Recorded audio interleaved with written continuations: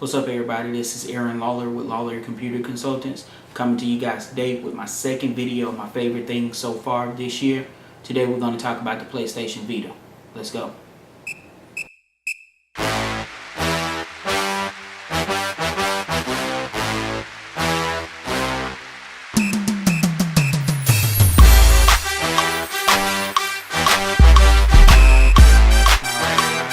Today we're going to talk about this little guy right here, which is known as the Sony Computer Entertainment System's PlayStation Vita. The PlayStation Vita is pretty much the successor to the PlayStation Portable. It's supposed to be the biggest, baddest, newest thing. It's basically, in essence, small handheld PlayStation 3, or at least that's the way Sony advertises it. And with my experience, that's pretty much true.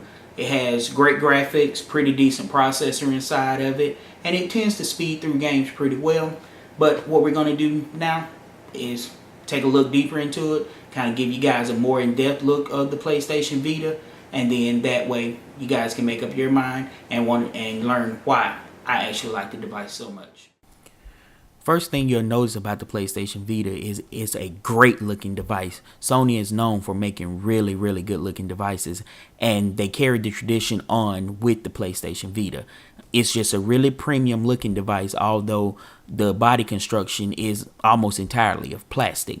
They just did a really good job of making sure everything fit well together. With the PlayStation Vita, you do get a quad-core ARM processor, which definitely flies through games. You get a 5-inch OLED screen, which gives you great picture quality, gives you great color representation. You have your standard button layout, where you can see your power button, your volume rocker, and your PlayStation Vita card slot for your games. On the back here, it does have a capacitive touchpad, which some manufacturers use as far as with the games to introduce a different level of playing, where you can use the back to actually control the Vita itself through the menu, as well as some of the gameplay. It requires you to actually use the back pad. Also, you can take a look, as you just saw there, the rear facing camera. Now here on the screen, like we stated, it is a 5-inch OLED screen with a resolution of 960 by 544, so it's not quite high def. As you can see here, you have the charging port, which is underneath the bottom, which is Sony proprietary. You do have the dual analog sticks, which is the right and left, like the PlayStation controller. You still have the 4 triangle, circle, box, and X keys that's on the right hand side, as well as the directional pad that's on the left, your start and select, as well as your PlayStation button there. At the bottom also, if you have the 3G model, you will have a SIM card slot, as well as Sony proprietary memory card slot. You have another great shot here of the back of the device, which shows the bottom slot for the Sony memory card, as well as a good shot of that rear facing camera. Also, you do have a front facing camera. From what I can tell, the rear facing camera is okay. It's not great. Maybe like a 3 megapixel camera, and definitely the front is just a VGA camera.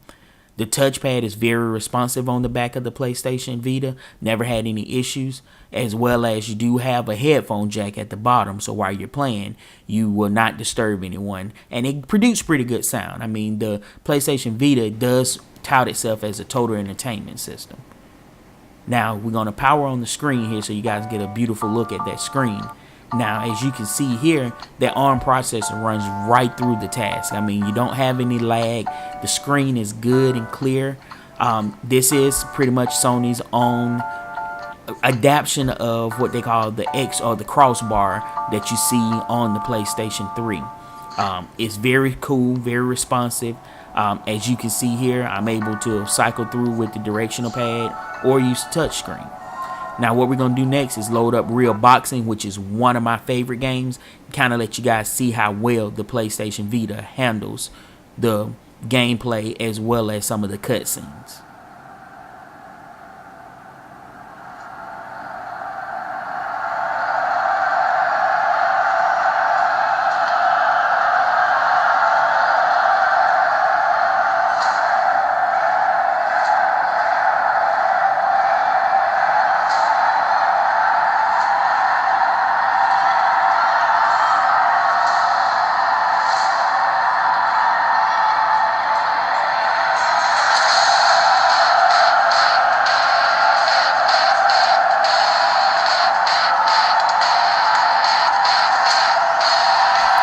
As you can see there, the cutscenes are beautiful, and the PlayStation Vita doesn't have any problem whatsoever loading up real nice 3D render graphics when you're playing on the video game system itself.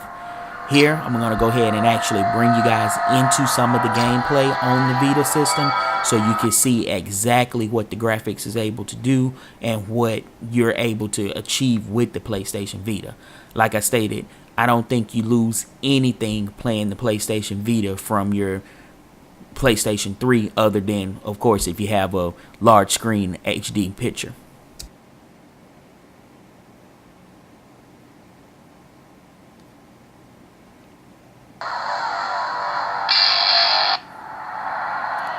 This tremendous fight will be remembered for a long time.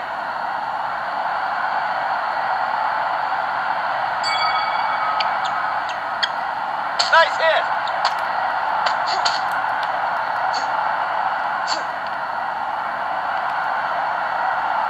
Another hit lands. As you can see, the ARM quad-core processor has no problem pushing that OLED screen around to represent the 3D graphics. The gameplay is almost phenomenal. Now here I'm going to show you how you can jump back and forth from one game to another or something else that you want to do on your Vita. Because like I stated, the Vita is not just for gaming. It pretty much tries to make itself and does a pretty good job at being a good multimedia machine, because you can handle other things other than games. Now watch how fast it switches back to the game.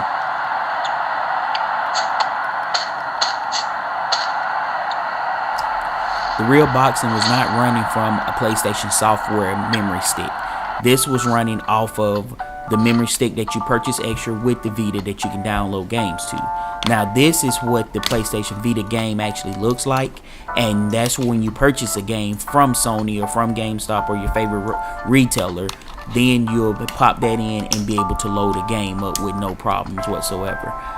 Don't see a difference in performance at all coming from a game card or downloading a game running it from your Vita. If there's anything that I don't like about the Vita, is the actual camera quality. Although it does have a rear and front facing camera, they don't take that great of pictures, which is fine for me because I did not purchase this device to take pictures. That's what I use my cell phone for. But it's still cool to be able to take selfies or be able to just snap a quick picture, you know, to show your friends what you're doing or to give them that game face when you're ready to play online.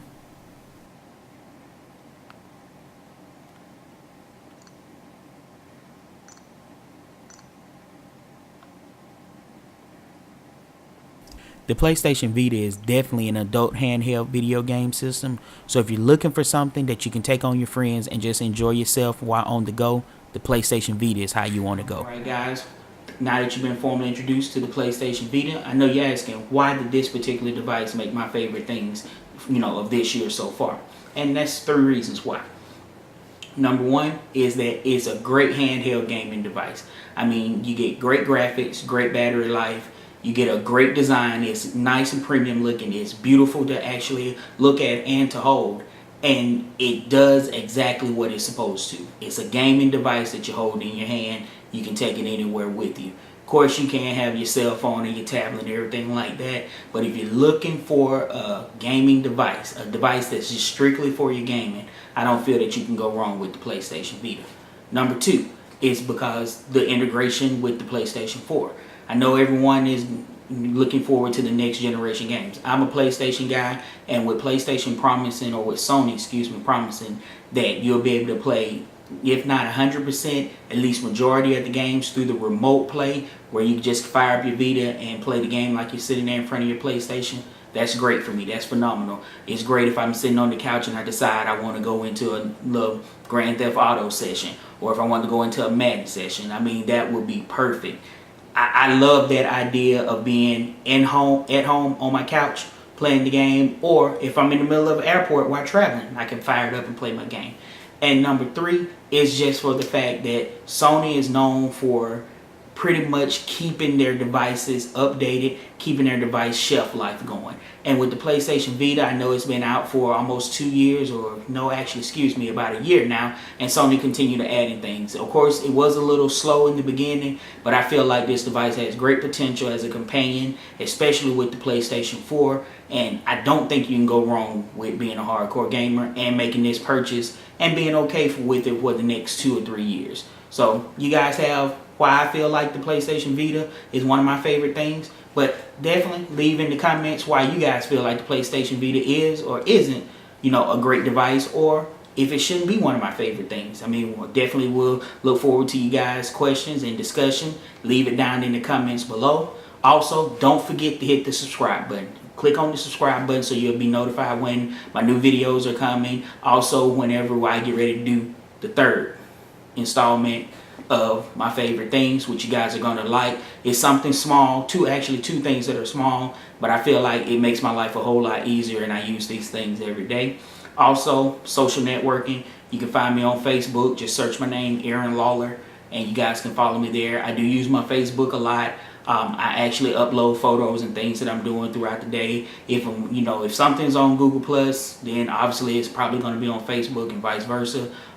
Speaking of Google Plus, that is my #1 social media. That's the one I use all day, every day. I'm on my phone all the time. I'm snapping pictures, and you guys can definitely follow me there. Just search for my name, Aaron Lawler. All this will be in links down below, by the way. And also on Twitter, you can follow me at Law, L-A-W, Comp, C-O-M-P, Consult, C-O-N-S-U-L-T 1. On my Twitter, I'm definitely getting involved in using my Twitter a little bit more, and I'll be posting things there that won't be found on some of my other social sites, just something quick. So by all means, you guys, thank you again for another video. Thank you again for watching. Don't forget to hit the +1 and my Google Plus if you like it. Don't forget to reshare it. I don't mind you resharing my videos if you think this was a good video or you thought it was helpful. And until next time, we'll see you guys.